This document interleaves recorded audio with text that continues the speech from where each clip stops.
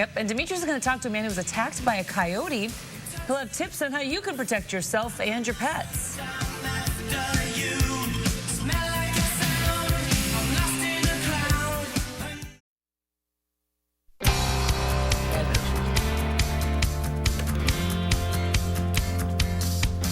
Seeing coyotes brings fear to some and joy to others. And now that spring's here, a number of sightings is expected to go up. Demetrius has more on these wild animals.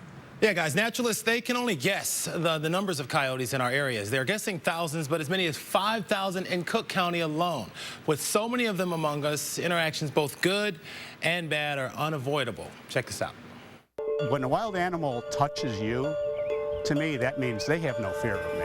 I mean, it initiated the contact. Brian Darnell says that he knew coyotes were in his area. Word had spread that a neighbor's dog had been mauled by one earlier this month, but he still wasn't prepared for what occurred on April 9th as he walked his dog, Jessie. As I'm screaming at the coyote and I'm stomping my foot, I didn't realize that this other coyote comes around. And now it goes up a notch. This coyote comes up, brushes my right leg, and tries to basically take Jessie out of my arms. Right out of your arm. Right out of my arm. Brian picked Jessie up and held her by the leash. He yelled and stomped, hoping to scare them off, but they kept coming for him. So now I'm turning this way and I'm holding her tighter. And I have this coyote over here, and I have a second threat to my right. So I'm going after this one. I'm going after this one. It's like out of a movie. The animals never turned away. They followed him all the way back to his house. However, he wasn't bitten. We believe that this is just animals that have taken up this territory, and they don't want any other animals that compete for their food source in their territory. Rob Erickson's been in pest control for 35 years. When townships spot problem coyotes, he gets the call. Most often what happens is a coyote takes a dog, and when it takes a dog, the people are very, very distraught.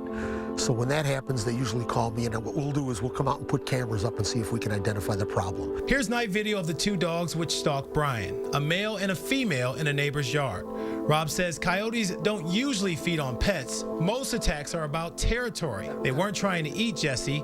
To them, she was competition. We believe that this is just animals that have taken up this territory, and they don't want any other animals that compete for their food source in their territory. To see a coyote up close, we came here to the Trailside Museum of Natural History and River Forest.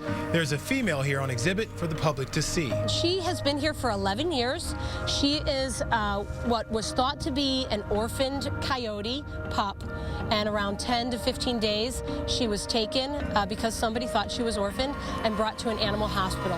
According to Michelle, the coyote population alone in Cook County is up to several thousand, and they aren't regulated. They're living everywhere, actually. They're in every neighborhood within Cook County and within most of the state, and we can expect to see them almost anywhere. The chances of seeing them, though, are not as likely. The harsh winter most likely took a toll on the coyote. Their numbers are probably down. But it's denning season, which means we should expect more sightings as moms are now nursing their pups. Michelle says, don't be scared, just be smart. Are they dangerous to my family? And the answer is no, they're not dangerous to people. Coyotes are living out in the wild doing what they do. I say, as a naturalist, enjoy it, have fun with it, and watch them, but don't get anywhere near them. All right, and they're going to have a spring festival there at Trailside Museum. To find out more, and you can see the coyote there, it doesn't have a name. They say it's an exhibit animal, so its name is Coyote.